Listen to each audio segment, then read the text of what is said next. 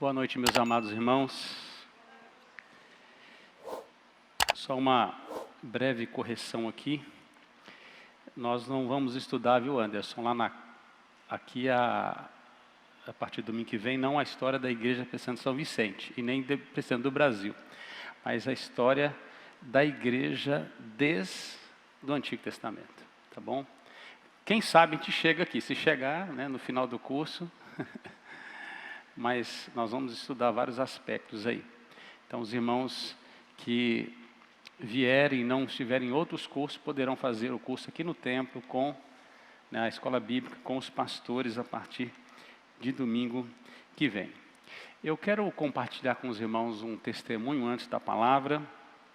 Nós temos orado por muitos irmãos que têm passado aí lutas na sua saúde, e a gente vinha orando pela vida do pastor reverendo José João de Moreira Mesquita. Ele é o pastor sênior, está aí a foto dele, esse velhinho extremamente simpático, coronel do Amazonas. Tem um barco que nós viajamos por uma semana, a viagem missionária, recebe o nome dele. Para vocês terem uma ideia, tamanho do impacto do ministério deste irmão ali no Amazonas. Reverendo José João Moreira Mesquita. O barco chama JJ Mesquita, por causa dele mesmo. Um trabalho missionário. A igreja de Manaus hoje, ela tem em torno de 100 congregações em comunidades ribeirinhas, e um templo gigante no centro, próximo ao estádio lá de Manaus, de onde coordena todo o trabalho missionário no estado. Então, uma igreja muito forte, a igreja presbiteriana muito séria, muito dedicada, totalmente dedicada à obra missionária e alcance do ribeirinho para Cristo, que é a comunidade menos alcançada pelo Evangelho no nosso país. Só no Amazonas nós temos 10 mil comunidades ribeirinhas, só lá. O povo não alcançado pelo Evangelho, e que essa igreja faz um trabalho singular. Reverendo José João contraiu Covid, já estava internado há praticamente um mês, mais de um mês, e esta semana, na quarta-feira, eu recebi a ligação da administradora da igreja lá. Se os irmãos não sabem, eu faço parte de uma comissão nacional da Igreja Presbiteriana do Brasil, que nós cuidamos dos benefícios de pastores, missionários, evangelistas da igreja. Estou lá desde 2006, servindo ao Senhor nesta área. E nós cuidamos dos seguros de vida, das indenizações, dos processos de cuidado com os nossos obreiros. Eu recebi a ligação na quarta-feira da administradora para dar entrada num processo de indenização por invalidez permanente, total e completa do reverendo José João.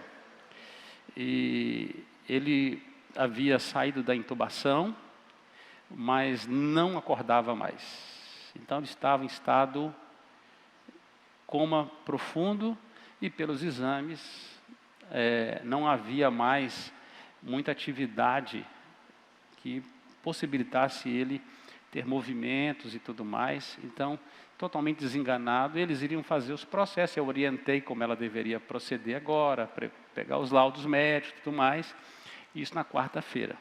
Mas a igreja seguiu orando.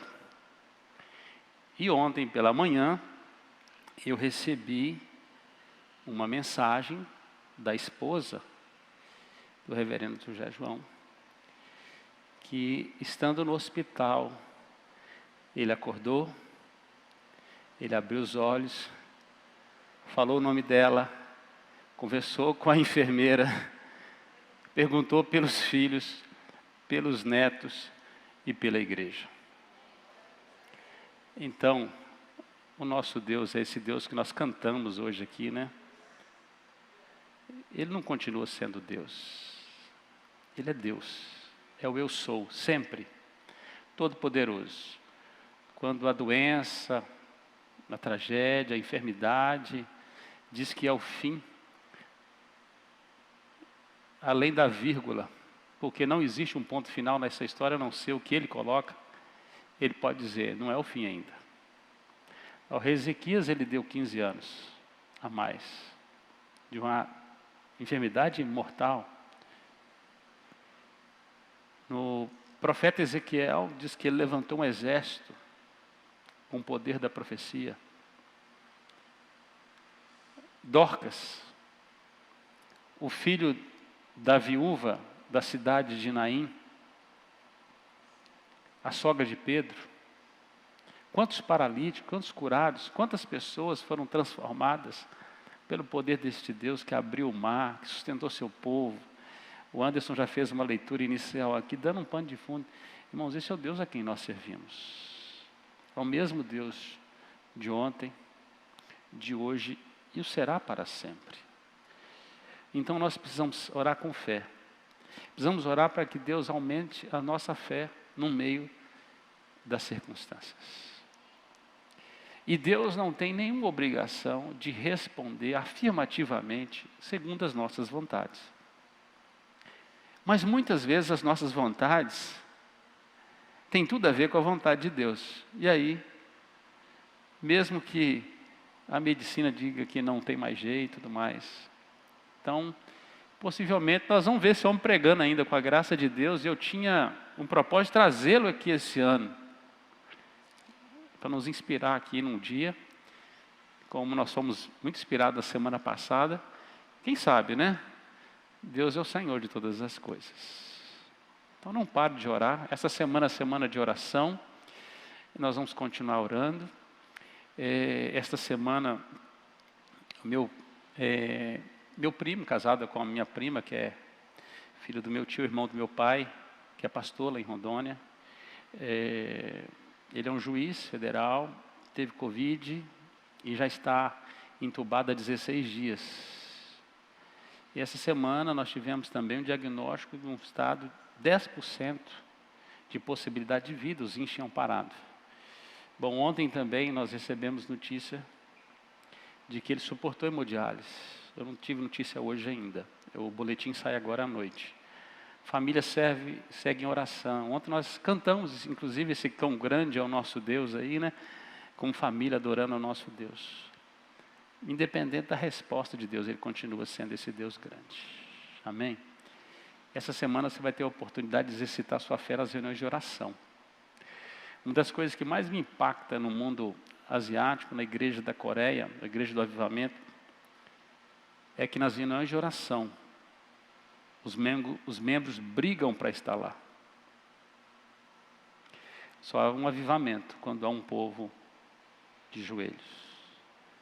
Te espero que essa semana, meu irmão, em nome de Jesus, se você tiver condição, no pelo menos um dos dias, venha colocar a igreja, os enfermos, a nação, sua vida diante do Senhor como igreja. Então, queria que você continuasse orando pela vida do reverendo Zé João. Ore pelo meu primo Jonatas, que Deus tenha misericórdia dele e da família. A minha prima tem 36 anos, tem um filho, uma filhinha de 6 meses. Há poucos dias ele estava tocando um instrumento para ela ouvir. Deus é poderoso para fazer. Mas se Deus não fizer, Ele continuará sendo o mesmo Deus de poder. E nós vamos ter que aprender a ter gratidão no nosso coração. Contentamento, a despeito de qualquer circunstância, de qualquer resposta do Altíssimo. Abra sua Bíblia comigo, o texto nosso de hoje está em Deuteronômio capítulo 6.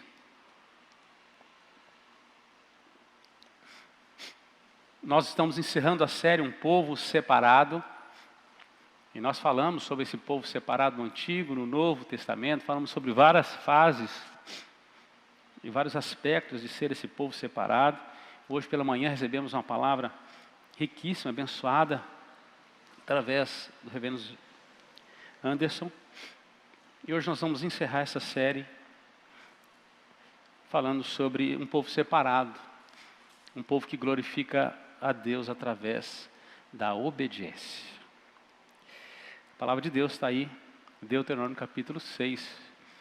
E assim diz a palavra do Senhor: Estes, pois, são os mandamentos, os estatutos e os juízos que mandou o Senhor teu Deus se te ensinassem, para que os cumprissem na terra a que passas para possuir, para que temas ao Senhor teu Deus e guardes todos os seus estatutos e mandamentos que eu te ordeno, tu, teu filho, o filho do teu filho, todos os dias da tua vida, e que teus dias sejam prolongados. Ouve, pois, ó Israel, e atenta em os cumprires, para que bem te suceda e muito te multipliques na terra que emana leite e mel, como te disse o Senhor, Deus de teus pais. Ouve, Israel, o Senhor, nosso Deus, é o único Senhor. Amarás, pois, o Senhor teu Deus de todo o teu coração, de toda a tua alma e de toda a tua força. Estas palavras que hoje te ordeno estarão no teu coração. Tu as inculcarás a teus filhos e delas falarás assentado em tua casa, andando pelo caminho ao deitar-te e ao levantar-te. Também as atarás como sinal na tua mão e te serão por frontal entre os olhos. E as escreverás nos umbrais da tua casa e nas tuas portas. Havendo-te, pois, o Senhor teu Deus introduzido na terra que sob juramento prometeu a teus pais, Abraão, Isaque e Jacó, te daria grandes e boas cidades que tu não edificastes, e casas cheias de tudo o que é bom, casas que não enchestes, e poços abertos que não abristes, vinhais e olivais que não plantastes. E quando comeres e te fartares, guarda-te, para que não esqueças o Senhor que te tirou da terra do Egito, da casa da servidão. O Senhor teu Deus temerás, a Ele servirás, e pelo seu nome jurarás. Não seguirás outros deuses, nenhum dos deuses dos povos que houver à roda de ti, porque o Senhor teu Deus é Deus zeloso no meio de ti, para que a ira do Senhor teu Deus se não acenda contra ti e te destrua de sobre a face da terra. Não tentarás o Senhor teu Deus como o tentastes em Massá. Diligentemente guardarás os mandamentos do Senhor teu Deus e os seus testemunhos e os seus estatutos que te ordenou. Farás o que é reto e bom aos olhos do Senhor, para que bem te suceda e entres e possuas a boa terra, a qual o Senhor, sob juramento, prometeu dar a teus pais, lançando todos os teus inimigos de diante de ti, como o Senhor tem dito. Quando teu filho no futuro te perguntar, dizendo: que significam os testemunhos, os estatutos e os juízos que o Senhor nosso Deus vos ordenou? Então dirás a teu filho: éramos servos de Faraó no Egito, porém o Senhor de lá nos tirou com poderosa mão. Aos nossos olhos fez o Senhor sinais e maravilhas grandes e terríveis contra o Egito e contra Faraó e toda a sua casa. E dali nos tirou para nos levar e nos dar a terra que sob juramento prometeu aos nossos pais. O Senhor nos ordenou que cumpríssemos todos esses estatutos e temêssemos o Senhor nosso Deus para o nosso perpétuo bem, para nos guardar em vida como tem feito até hoje. Será por nós justiça quando tivermos cuidado de cumprir todos estes mandamentos perante o Senhor nosso Deus, como nos tem ordenado. Pai de amor e graça, bendito seja o nome do Senhor. Nome sobre todo nome, o nome de Jesus, o nome que nós invocamos nesta noite sobre nós, sobre o teu povo, o nome que dá significado e razão ao teu povo, ó Pai, o nosso governo, o nosso Senhor, a quem nós estamos debaixo de um senhorio e também sobre quem oramos no nome de Jesus, e sabemos, ó Pai, que o Senhor nos ouve, porque o Senhor ouve o teu Filho bendito, precioso, a delícia do céu, ó Pai, aquele a quem o Senhor comprasse, No nome de Jesus queremos te glorificar, no nome de Jesus, ó Deus, queremos obedecer tua palavra, queremos aprender, queremos ser, ó Deus, edificados nesta noite, que o teu Espírito Santo, de maneira livre e poderosa, tome os nossos sentidos nesta noite, roube a nossa atenção e canalize a palavra santa do Senhor ao mais profundo íntimo, nos transformando pelo poder da palavra. Em nome de Jesus oramos. Amém e amém.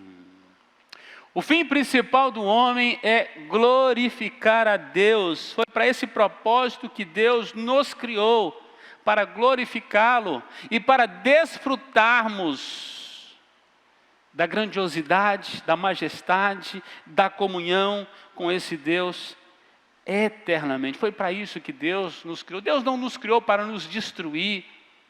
Deus nos criou para um fim muito glorioso.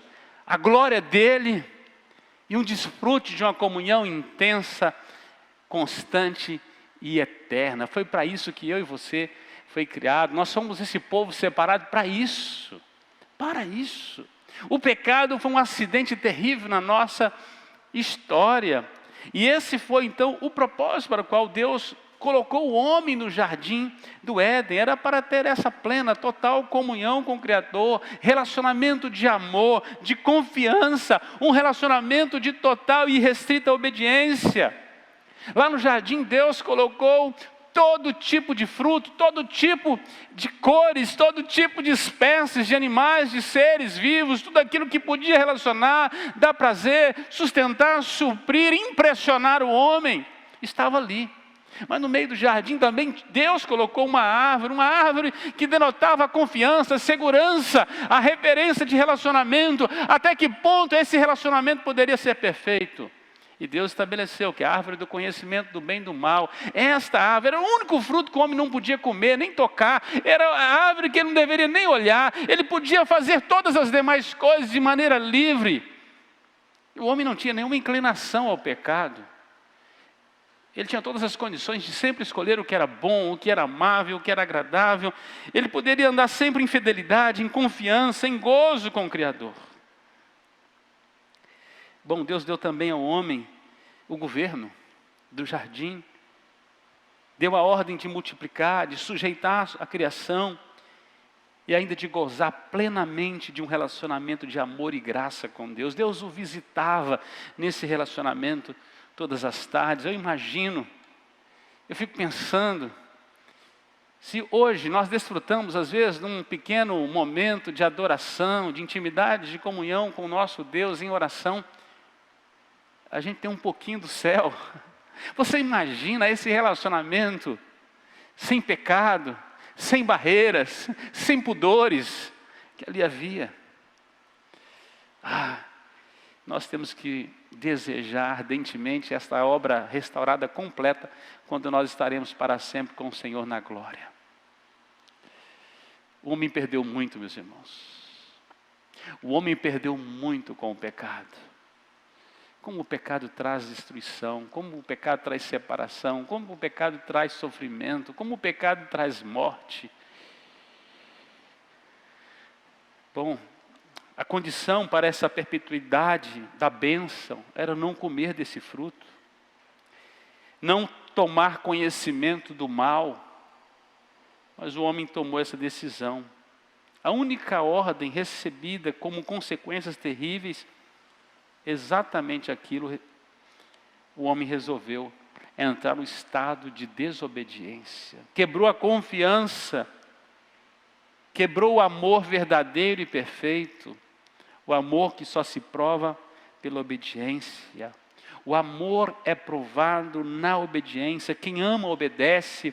Quando um filho diz ao pai, eu te amo, então a única prova que ele pode dar desse amor será sempre pela obediência. Sempre pela obediência. E algumas coisas acontecem assim na criação de filhos que marcam, né? E cada filho tem uma personalidade muito distinta. O meu caçula essa semana fez 7 anos. É o único aqui, vicentino mesmo, né? E Quando nós chegamos na cidade, a Adriana estava com 6 para 7 meses, barrigudinha, não sei se os irmãos lembram, né? E aqui nasceu um motivo de riso, o Isaac. Mas pensa no menino marrentinho também, né? Deus dá completo, vem com tudo, já vem com o pecado dentro, né? E várias vezes, quando menorzinho eu repreendia ele, ele dizia assim, eu não te amo. Bravo. E eu falava assim, olha, você só me ama se você me obedecer. Me desobedecendo, você está dizendo que não me ama. Bom, isso não foi à toa, né? Eu já ouvi muito isso também, né? Isso vem dos nossos pais, né? É um ensino, né? De geração em geração, mas é a sabedoria das Escrituras.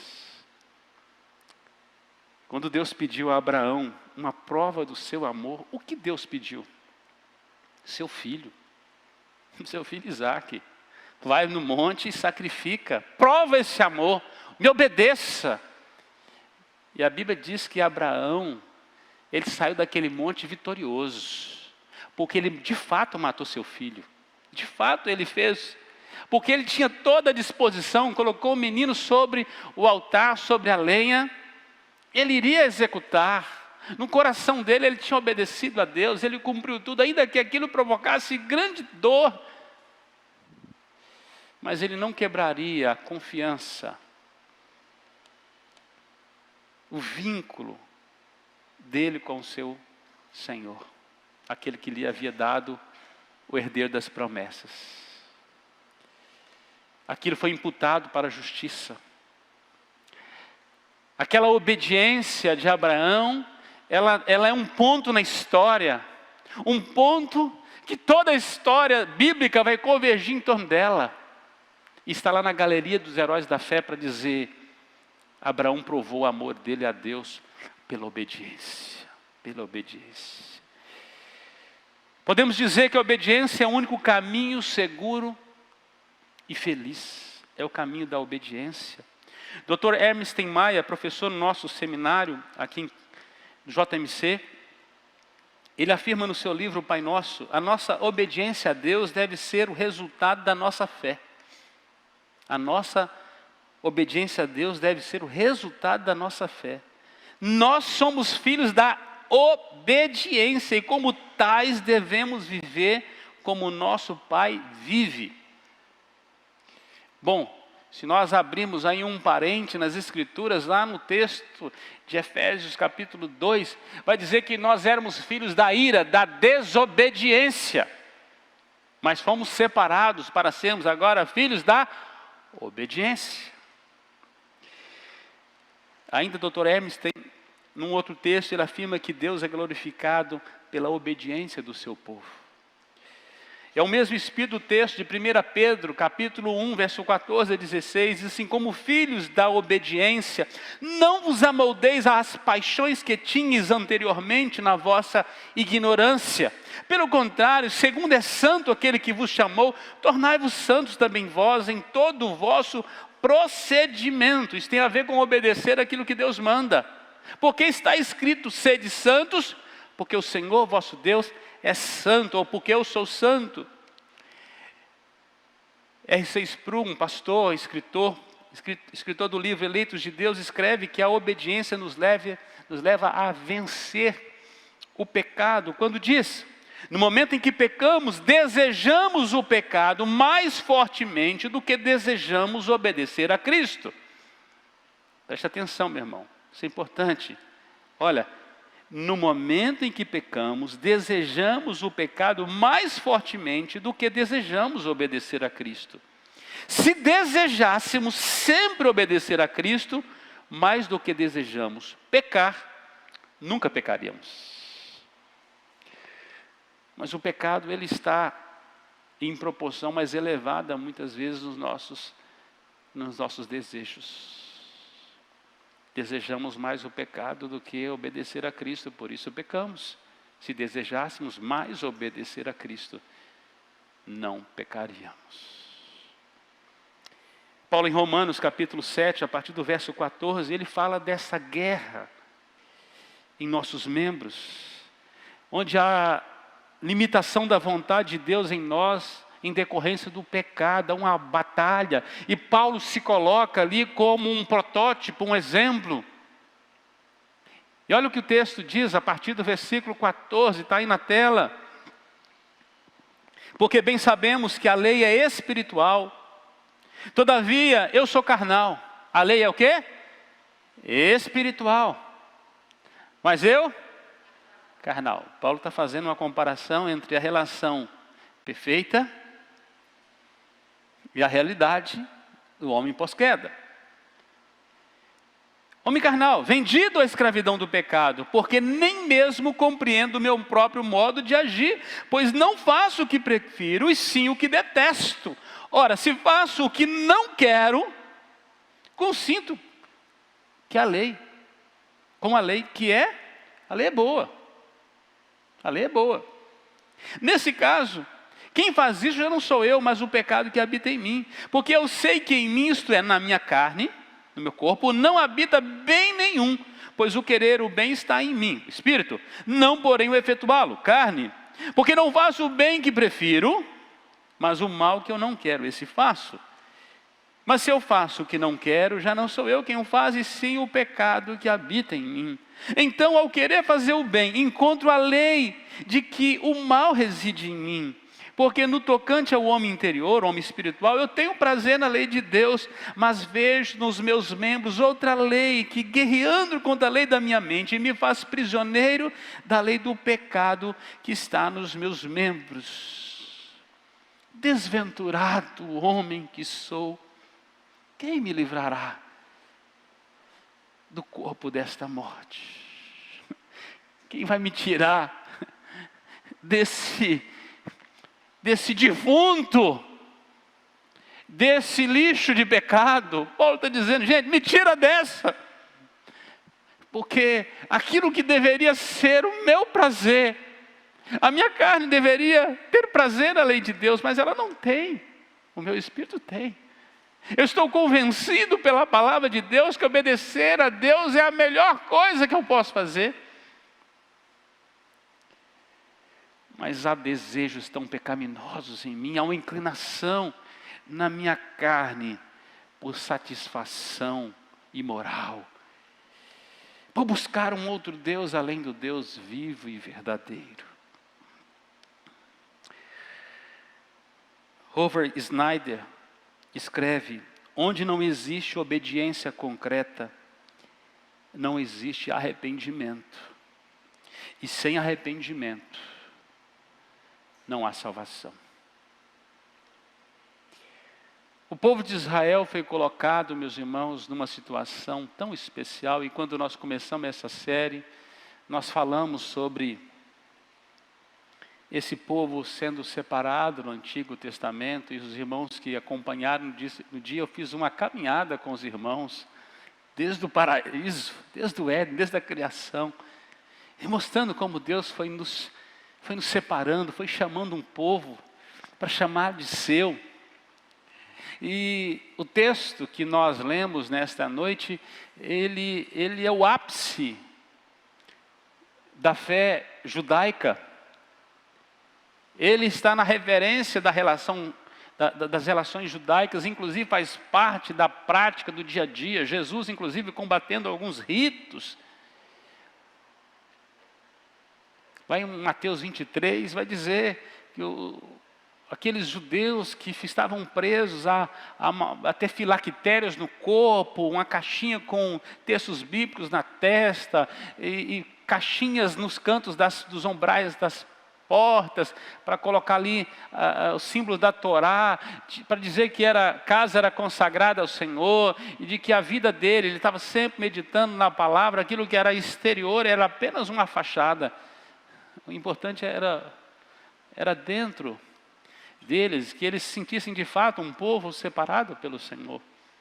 Mas quando Deus separou aquele povo, Deus separou não o melhor povo da terra, Ele pegou um povo complicado, uma nação minúscula, miúda, irrelevante, para que a relevância fosse o nome do Senhor, para que a distinção fosse a presença de Deus. Um povo sem significado, para que o seu significado fosse o seu relacionamento com o Criador. E assim Deus veio fazendo sinais e prodígios, até trazer o povo na entrada da terra prometida. Moisés está repetindo no livro de Deuteronômio a repetição da lei, de tudo que foi ordenado, de tudo que eles já tinham vivido. É praticamente os últimos dias de Moisés, é a despedida. Moisés vai subir um monte, vai ver a terra e não vai entrar nela, vai desejar, mas não vai poder entrar. E naquela despedida, Moisés traz a lei novamente, vai falar sobre uma terra que eles vão entrar. E por que Deus estava destruindo aquela terra? Por que Deus havia separado Canaã para ser a terra do povo da aliança no Antigo Testamento? Porque ali já havia passado 18 civilizações. E as 7 civilizações que estavam habitando ali, os heveus, fariseus, heteus, amorreus, cananeus, tem mais alguns eus aí. Aqueles que estavam ali, foram povos que exterminaram povos, que criou uma idolatria servil, que destruiu, que prostituiu, que foi o ápice do pecado. Deus estava enojado com aquele povo, Deus resolveu destruir aquelas civilizações. E Deus está dizendo, aproveitando uma coisa, já faço outra, né? Estou levando meu povo, vocês entrem na terra e matam tudo. Não é para ficar nem raiz nem ramo. A terra é de vocês. Tirem de lá os demônios. É a única vez que Deus não fala para ter misericórdia. Deus fala assim, faz a minha justiça. É para entrar, deixa ninguém. Quem quiser sobreviver, fuja dessa terra. Não fique aí. Não tenha relação com, não troque suas esposas. Não dê suas filhas em casamento e nem pegue as deles. Não precisa cuidar, não pegar os animais. Vocês já estão levando um rebanho bom aí. Não adorem seus deuses. Não se curvem diante deles. Vocês vão entrar e vão estabelecer um povo santo ao Deus Santo, uma referência única nação, monoteísta. E não apenas monoteísta, que adora o Deus verdadeiro, vivo. Um Deus que não é criação do homem. Um Deus que não é forjado nas trevas por Satanás e colocado em postes ídolos, exigindo sacrifícios humanos às pessoas. Um Deus verdadeiro. Um Deus que salva, um Deus que criou, um Deus que sustenta, um Deus que governa. O único e verdadeiro Deus.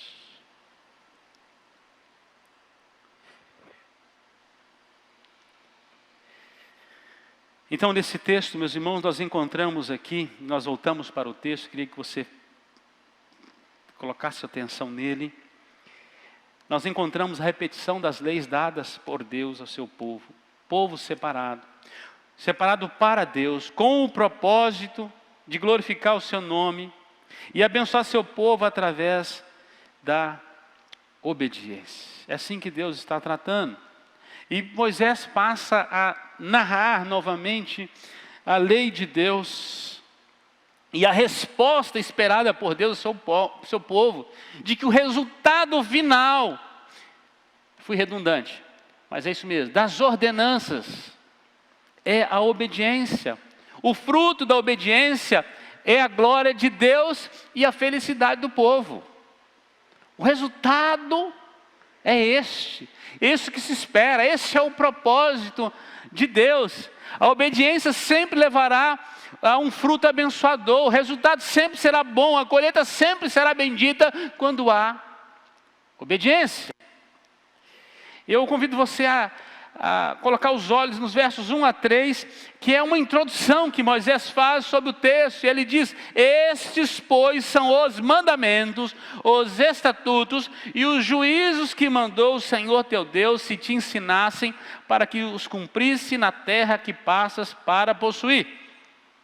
Ele está resumindo esses mandamentos em poucas palavras. para que temas ao Senhor teu Deus, guarde todos os teus estatutos e mandamentos que eu hoje te ordeno, tu, teu filho, o filho do teu filho, todos os dias da tua vida, e que os teus dias sejam prolongados. Ouve, pois, ó Israel, atenta para os cumprires, para que bem te suceda, e muito te multipliquem na terra que mana leite e mel, como te disse o Senhor Deus de teus pais. Aqui, Moisés registra essa colheita bendita, essas bênçãos de Deus, de que essas bênçãos não precisam acabar. E ainda mais, essas bênçãos, elas não dependem mais de Deus, pois Deus já garantiu essas bênçãos em suas promessas. Não depende mais. A palavra de Deus não pode cair, mudar ou deixar de cumprir. A continuidade dessas bênçãos agora depende de nós, de cada um de nós, em resposta às promessas de Deus. E você precisa entender duas coisas: a soberania de Deus não anula a nossa responsabilidade. Deus já havia estabelecido as leis fixas, os valores, os princípios. Se obedece os princípios, ou seja, se a sua reação é positiva diante da ação de Deus, você já tem a garantia. Você não vai ter que mudar o coração de Deus, porque o coração dele já estava inclinado àquilo. Ele já havia garantido. Promessas que não caem, garantia do nosso Deus. E a resposta que Deus esperava e espera é a obediência. E no texto que nós lemos, a partir do versículo 4, esse texto nos apresenta três condicionantes, três condições para que essas bênçãos decorrentes da obediência sejam perpetuadas a Deus, por Deus ao seu povo. Eu quero dizer para você que Deus tem todo interesse hoje em te abençoar. Eu também quero te dizer que Ele já escreveu a lei, Ele já editou, publicou. Você precisa tomar posse em nome de Jesus. Mas não é dizer assim, eu creio. Não é dizer assim, eu tomo posse. O resultado, para você chegar ao resultado bom, você precisa obedecer. Ele estabeleceu as condicionantes. Dentro do aspecto da obediência, a primeira condição para que essas bênçãos decorrentes da obediência sejam perpetuadas ao seu povo, é que essas bênçãos são perpetuadas enquanto houver amor. É isso mesmo, esse é o relacionamento de Deus conosco. É o relacionamento de amor, amor provado, comprovado. Pois Deus prova o seu próprio amor para conosco, tem enviado o seu Filho. Deus comprovou o amor. Como Abraão comprovou o seu amor a Deus em obediência, quando ele subiu naquele monte para sacrificar seu filho. Quando ele não titubeou, eu vou levar o filho de um escravo e sacrifico no lugar. Se é sangue que Deus quer? Não. Ele resolveu obedecer a Deus, provando o seu amor. Amor como? Amor primeiro a Deus. De que forma? De todo o coração. Verso 4 até o verso 9 é o contexto. Ouve Israel, o Senhor, nosso Deus, é o único Senhor. Vocês vão entrar numa terra que não existe outro. Onde vocês estiverem, vocês vão invocar a um único Deus. E o que faz na nossa relação com esse Deus? É a prova do amor. Enquanto vocês amarem a Deus, vocês vão invocar o nome dEle. Vocês vão buscá-lo. Vocês vão servi-lo. Vocês vão adorá-lo. Vocês vão obedecê-lo. E o que diz aí, verso 5 do texto, vamos ler juntos? Amarás, pois, o Senhor teu Deus, todo o teu coração, de toda a tua alma, de toda a tua força. Amar a Deus de todo o coração. Olha, é uma oração, meu irmão, que você tem que fazer todo dia. Eu faço essa oração todos os dias. Quem dera o meu coração fosse somente dele. Todos os dias nós precisamos orar para Ele nos ensinar a amá-lo sobre todas as coisas. Porque naturalmente, e quando eu digo naturalmente, eu estou falando pela sua carne, pelas inclinações do seu coração, que é perverso, que ama o delito, que ama a imoralidade, que ama a prostituição, que ama a independência. Esse coração humanista, liberal e corrupto. Nós somos tendenciosos a amar as outras coisas, outros deuses, outras práticas, muito mais do que amamos a Deus. Todos os dias. Todos os dias nós adquirimos novos hábitos que ocupam o tempo nosso com Deus, o lugar de Deus na nossa vida. É uma batalha quase desproporcional. Se não fosse a ação do Espírito Santo que habita em nós, ela seria desproporcional de fato. Nós temos assistência do Espírito Santo que com gemidos inexprimíveis nos pressiona, nos entristece e nos coloca na parede para não esquecermos de que nós precisamos amar a Deus sobre todas as coisas. Quando é que a bênção será prolongada, decorrente da obediência? Enquanto houver amor a Deus de todo o coração, de toda a alma e de todo entendimento, toda a sua força. Inclusive o Senhor Jesus, quando Ele resume os 10 mandamentos em 2, esse é o primeiro capítulo, amar a Deus sobre todas as coisas. Ele está tirando da lei mesmo. É o resumo da lei, amar a Deus sobre todas as coisas. Se Jesus não amasse o Pai acima de todas as coisas, o Getsemane, ele não tinha chorado sangue, ele não teria obedecido à vontade do Pai, e ele tinha se esquivado, pulado fora, e a nossa redenção não aconteceria. A graça não seria manifesta. Amados, Jesus é o grande exemplo de amor. E a Bíblia diz que Deus é amor. O Filho de Deus é prova do amor enviado, do amor completado, do amor cumprido. Mas não é apenas esse reflexo do céu para nós, mas Ele nos trouxe um padrão de vida. Ele orou, intercedeu por nós, como nós ouvimos a palavra pela manhã. Ele faz isso eternamente diante do Pai. Mas como Ele pôs a semente do amor em nós, quando nos transformou, quando éramos filhos da desobediência, e nos transportou para um reino, e colocou-nos agora como filhos da obediência. E a obediência, ela é desenvolvida, é um aprendizado. Como o amor, tem um tanto de gente que casa por paixão, vai aprender a amar com o tempo. Porque o amor não é o que recebe, é o que se dá. O amor é uma escola, você aprende a amar, não pelo que o outro pode te responder, mas porque você resolve entregar. E não é apenas amor a Deus, é amor à palavra de Deus. Do verso 6 ao versículo 9, e diz: essas coisas que hoje te ordeno estarão no teu coração. Onde que elas estarão? No teu coração. Que é o lugar que a gente guarda o quê? O que o salmista diz lá no Salmo 119, versículo 11? Guardo no coração as tuas palavras, para não pecar contra ti. O que você tem que guardar no coração? É rancor? É mágoa? É a palavra.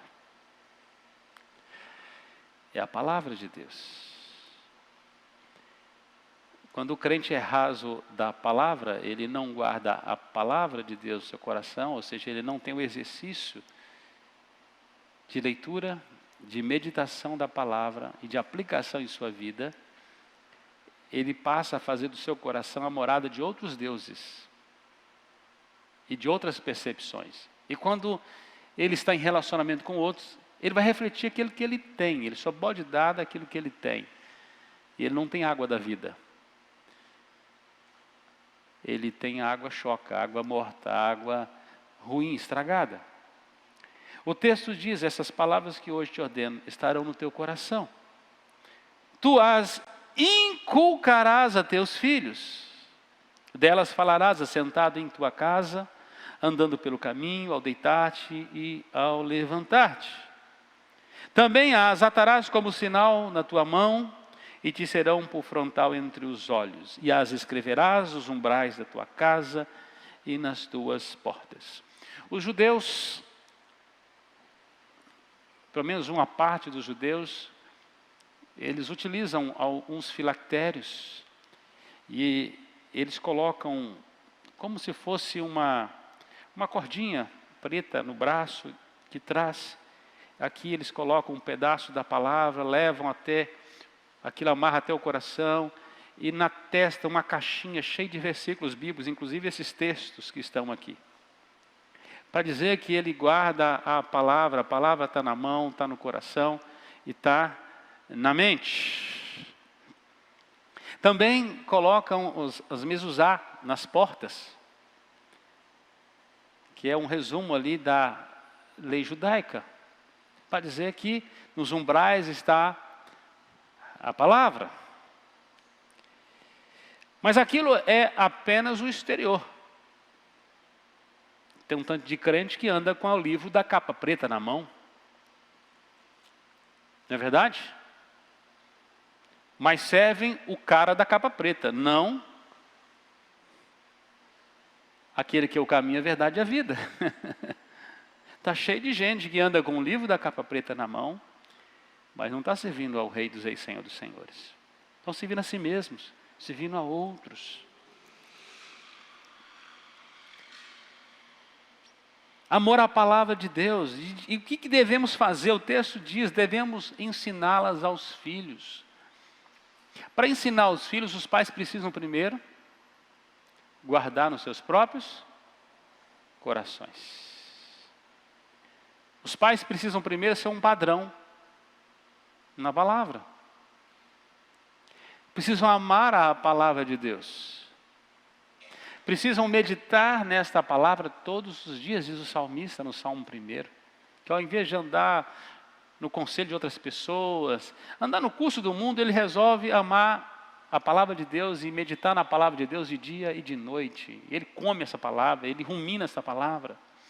O que é inculcar? Inculcar é imprimir. É falar repetidas vezes, é ruminar até ficar gravada. Como o boi que come o capim, e depois ele deita, ele põe aquilo de volta na boca e fica ali ruminando, tirando os nutrientes. Medita na palavra todos os dias. Meu irmão, não adianta você querer ler a Bíblia toda num dia, só para poder cumprir metas. Que bom seria que você conseguisse ler todo ano a Bíblia inteira. Mas daquilo que você lê, você precisa passar o dia meditando naquilo. Em como você pode aplicar aquilo na sua vida, e como aquilo vai te levar para um movimento que glorifique a Deus. Senão, não tem sentido. Não faz sentido. Você tem que fazer aquilo seja útil na sua vida. Então, se você meditou sobre um versículo e você aplicou ele, glória a Deus por isso.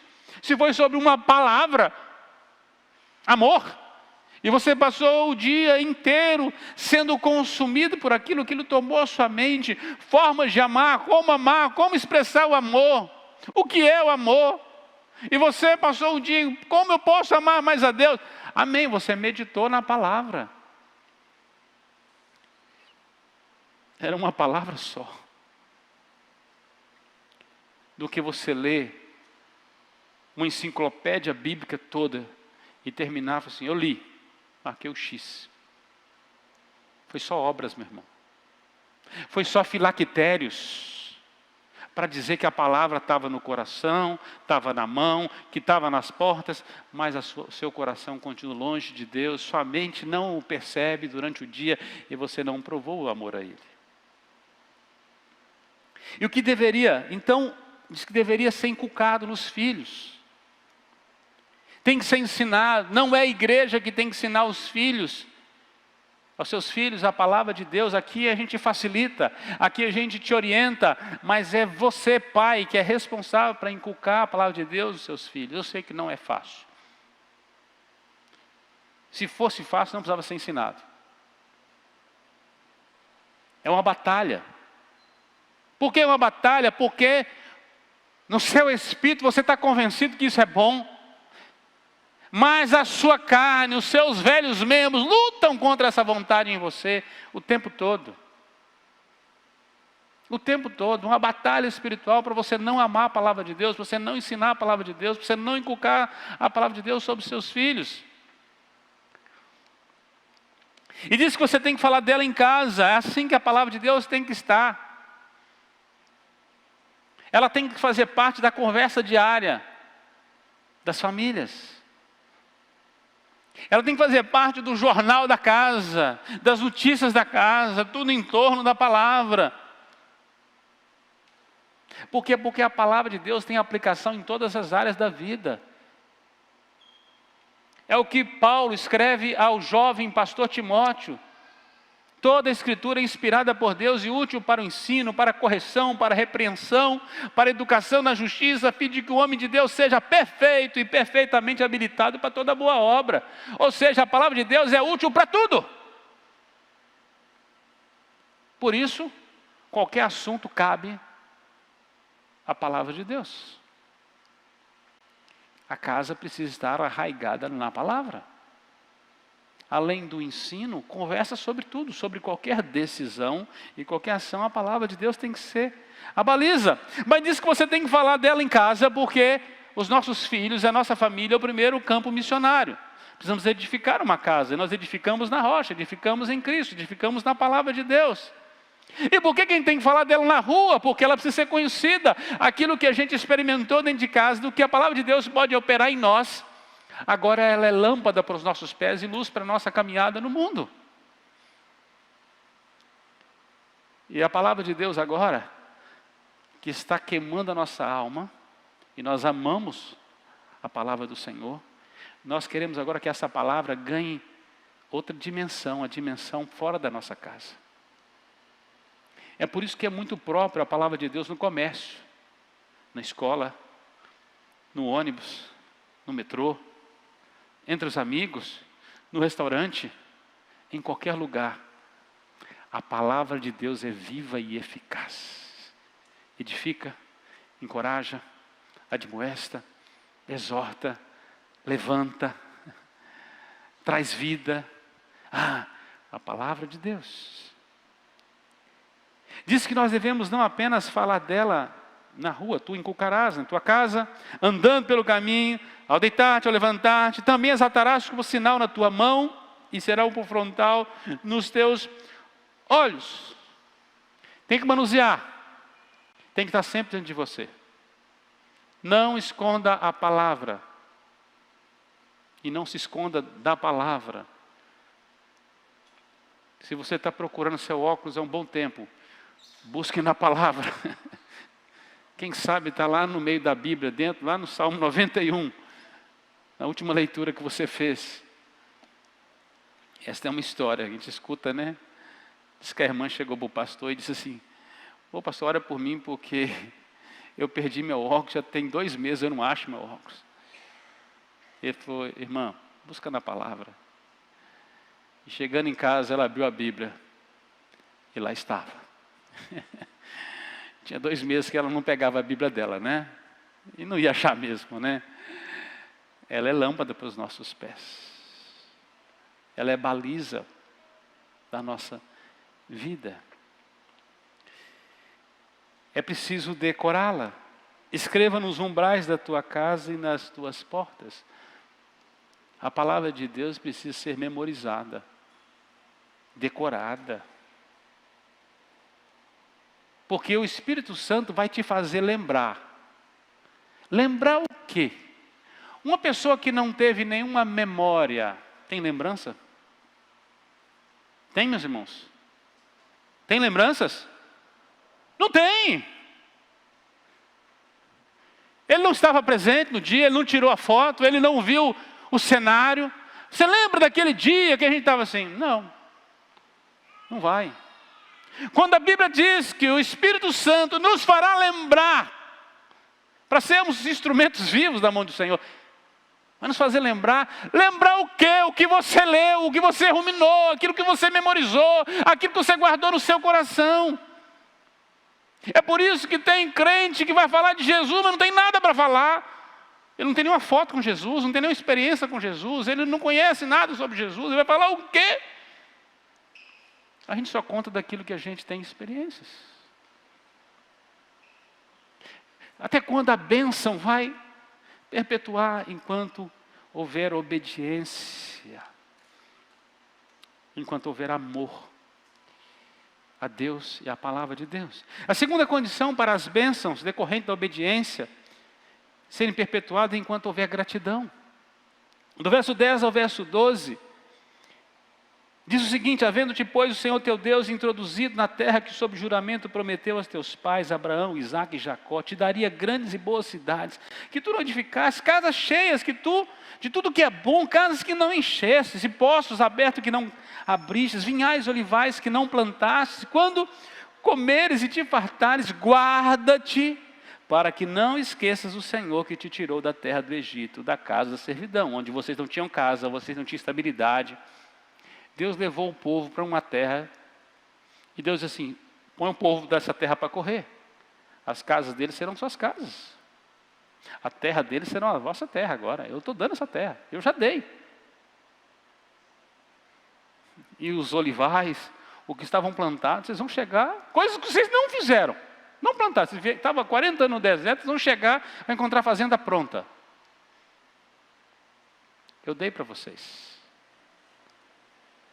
Porque é isso que Deus faz. Deus tira de um e dá para o outro. É assim que Ele faz isso com os talentos também. Quando a gente não anda e não desenvolve, não multiplica os nossos talentos. Deus estava ensinando um princípio da obediência relacionada à gratidão. Enquanto houver gratidão, a bênção será perpetuada.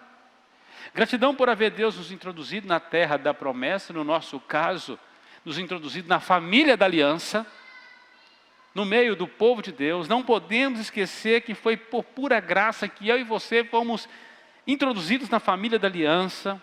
Não podemos esquecer de que Jesus Cristo abriu o caminho, Ele é o caminho, a verdade e a vida, o caminho de entrada para a terra da promessa. Só entraremos em novos céus e nova terra por Jesus Cristo, isso é graça pura. Não podemos esquecer de que Deus usou pessoas obedientes a Ele, Sua palavra, que nos comunicou o Evangelho da graça. Como foi bom, alguém falou de Jesus para nós. Gratidão pelas riquezas que Deus nos deu e tem nos dado. Ele vai falar sobre boas cidades, casas cheias, poços cavados que tu não cavastes, vinhas olivais que não plantastes. Quantas coisas, meus irmãos, nós recebemos porque alguém produziu antes de nós. Aleluia! Você come tâmaras hoje porque uma geração anterior pensou em você. E a próxima geração vai tomar água se nós fizermos também a nossa parte. Receberão bênçãos, porque uma geração anterior fez algo extraordinário. Os pais legam aos filhos heranças materiais e imateriais, valores, princípios, estruturas e muitas vezes até recursos, oportunidades.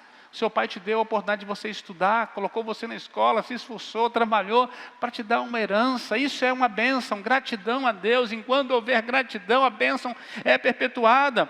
E por último, gratidão pela nossa salvação. Versículo 12, olha: guarda para não esqueceres o Senhor que te tirou da terra do Egito e da casa da servidão. Não se esqueça do que Deus já fez na sua vida.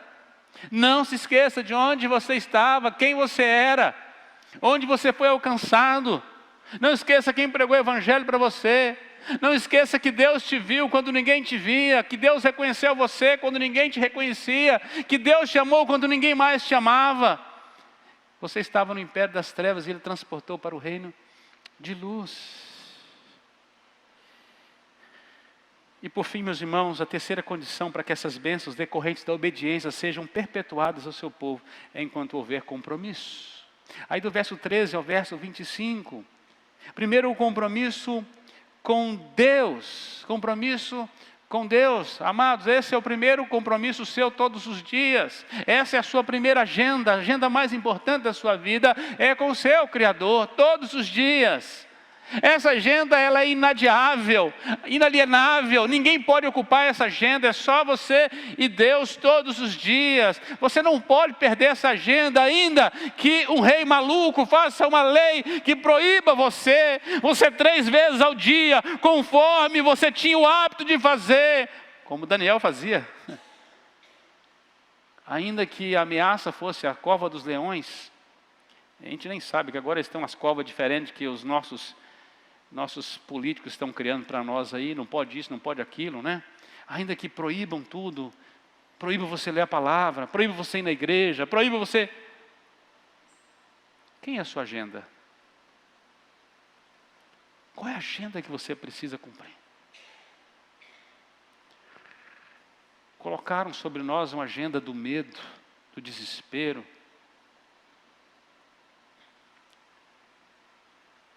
Colocaram sobre nós dizendo o seguinte: você é responsável por um tanto de coisa que você não era responsável. E vivemos com uma carga imensa nesses dias. E vendo as notícias, vendo as ameaças, vendo as coisas fechando o tempo todo, vendo lojas, empresas, indústrias indo embora, fechando, desemprego, crise econômica.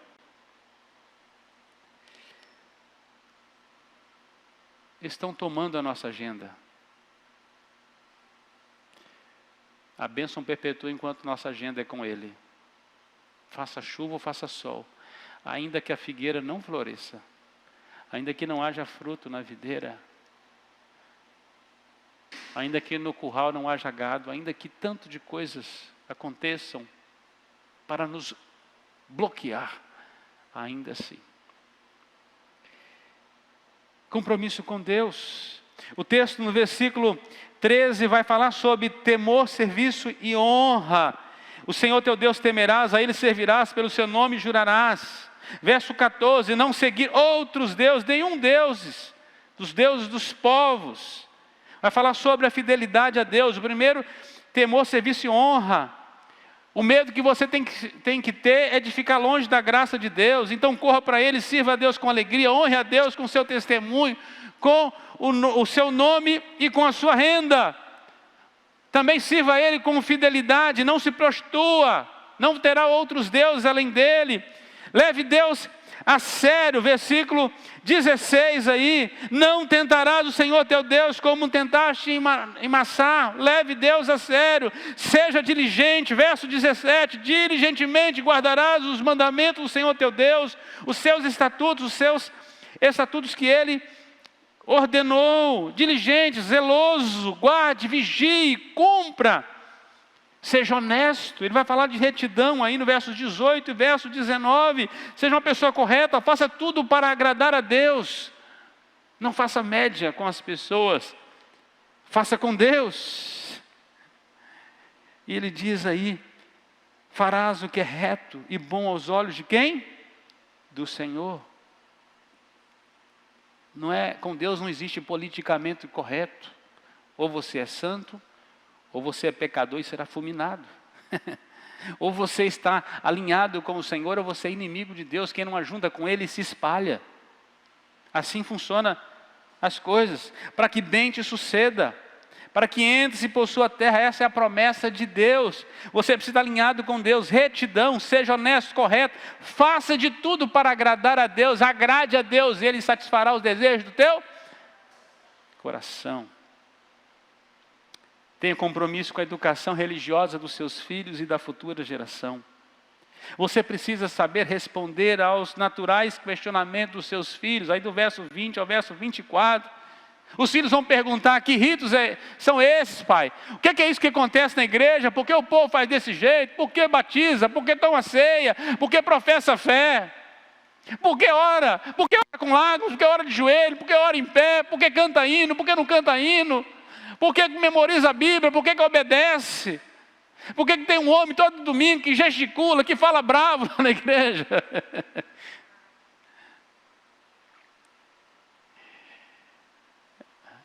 Se a igreja não tiver um pastor bravo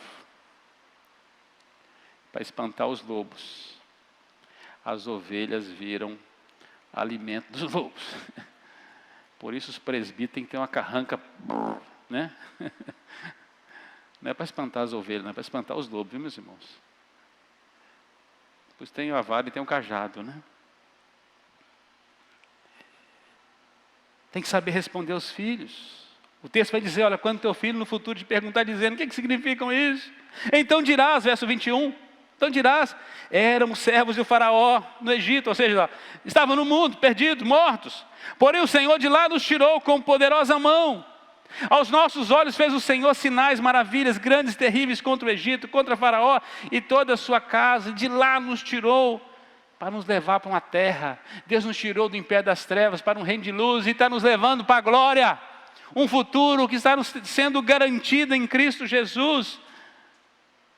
Por isso os mandamentos do Senhor não são penosos. Os mandamentos do Senhor são para o nosso bem. Os não de Deus são a nossa proteção. Quando Deus diz não, Ele está nos protegendo. Como um pai que fala assim: não coloque a mão que você vai machucar. Não dê um passo porque tem um abismo. É Deus nos protegendo. Quando você lê os mandamentos, talvez você só vê os aspectos negativos. É muito não naqueles mandamentos. Quando diz não adulterarás, Deus está dizendo para você: seja fiel. Experimente uma relação de fidelidade. Quando Ele diz não matar, Ele está dizendo sim à vida. Quando Ele está dizendo assim: não terás outros deuses diante de mim, Ele está dizendo assim: eu sou o suficiente para você. Eu te criei. Eu que te amo, eu cuido de você. Eu sei que pensamentos têm a vosso respeito, diz o Senhor. Pensamentos de paz, não de mal. É eu que tenho preparado todas as coisas. E o texto termina: será justiça por nós, será por nós justiça, cumprir os mandamentos será justiça por nós. Quando nós resolvemos andar numa vida de obediência, Deus entra em nosso favor. Deus entra em nosso favor. Somos justificados como foi o pai Abraão. E eu concluo, meus irmãos, a obediência é a chave para uma vida de sucesso. A Bíblia diz em Josué 1,8: não se aparte da tua boca o livro desta lei, antes medita nele de dia e de noite, para que tenhas cuidado de fazer conforme tudo quanto nele está escrito. Ou seja, não se prostitua, faça conforme está mandando. Essa é a ordem. Então você vai prosperar, o teu caminho vai ser bem sucedido. Seremos avaliados em termos da nossa obediência aos mandamentos de Deus. Essa é a avaliação que Deus faz de nós. Olha o que diz em Mateus 5,19. Qualquer, pois, que violar um desses mandamentos, por menor que seja, ensinar aos homens, será chamado de menor no reino dos céus. Aquele, porém, que cumprir e ensinar, será chamado de grande no reino dos céus. Como é que você quer ser chamado? A obediência é um dos resultados de amar a Deus. E é o que diz em João 14, 15 e 23. Se me amardes, guardareis os meus mandamentos. Verso 23, respondeu-lhe Jesus: se alguém me amar, guardará a minha palavra, e meu Pai o amará. E viremos a Ele, faremos nele morada. O Espírito Santo também só será dado àqueles que amam a Deus e obedecem os seus mandamentos. Preste atenção, o Espírito Santo só é dado para quem obedece. É por isso que tem um tanto de gente que não tem o Espírito Santo, não tem o Espírito Santo de Deus, não passou pelo novo nascimento, não tem o Espírito Santo de Deus. porque só é dado para quem obedece. É o que está na palavra de Deus, Atos 5,32, e nós somos testemunha dessas coisas, e bem assim, ó Espírito Santo, que Deus deu àqueles que lhe obedecem. É assim que Deus faz. E Jesus obedeceu a seu Pai, e Ele é o nosso padrão, dando-nos o exemplo de como devemos obedecer ao Senhor. É o que registrou o escritor de Hebreus, lá no capítulo 5, 8 e 9. Pode colocar na tela, por favor, Hebreus 5, 8 e 9. Ainda que era filho, aprendeu a obediência por meio daquilo que sofreu. E tendo sido aperfeiçoado, veio a ser o autor de eterna salvação para todos os que lhe obedecem. E o próprio Jesus, em João 15, 10, se guardares os meus mandamentos, permanecereis no meu amor. Assim como também tenho guardado os mandamentos do meu Pai, e no seu amor permaneço. Então Deus nos colocou, meus irmãos, em uma posição que nos permite viver rodeado de bens, de prazeres e alegria. E a continuidade dessas bênçãos está ligada diretamente a uma vida de obediência. Obediência condicionada na palavra, enquanto houver amor, gratidão e compromisso com Deus. Somos um povo separado de e para, um povo separado do mundo para Deus, um povo separado de um mundo de desobediência para um mundo de obediência, uma vida que não glorificava a Deus, para uma vida que glorifica a Deus. Não se esqueça, você foi separado pelo Senhor. Você foi separado pelo Senhor.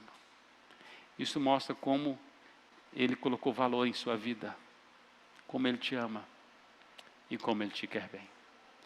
Nós vamos orar ao nosso Deus, aquilo que o Senhor falou ao seu coração nesta noite pela palavra dEle. Coloca a sua vida diante dEle em nome de Jesus.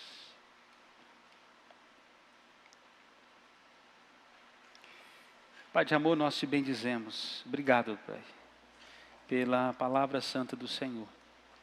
Aplica essa palavra no nosso coração, ó Deus, produzindo vida. Produzindo uma vida de obediência, Senhor, em nome de Jesus. Teus mandamentos não são penosos. Deus, queremos ter prazer na Tua lei e nela meditar dia e noite. Deus, nós queremos amar o Senhor sobre todas as coisas. Nos ensina a amar o Senhor sobre todas as coisas. Queremos te amar com toda a nossa força, com todo o nosso entendimento, com todo o conhecimento. Queremos te amar em obediência, Senhor. Queremos provar o nosso amor, tendo uma vida obediente. Nos ajuda, Senhor, que o Teu Espírito Santo possa nos assistir. Visita e abençoa Teu povo, separando cada dia mais do mundo, das fraquezas, das iniquidades, das tentações, separando esse povo para ser de fato sal da terra, luz do mundo, o povo diferente do mundo, um povo santo ao Deus santo, não igual aos demais povos, não iguais, ó Deus, aos demais deste mundo, mas totalmente diferentes, e por isso tão atrativos, para que o mundo possa ver a Tua noiva, a Tua igreja, e querer conhecer o seu noivo. Oramos em nome de Jesus. Amém. Vamos ficar de pé, vamos adorar o Senhor com uma canção, e logo após nós encerramos, impetrando a bênção.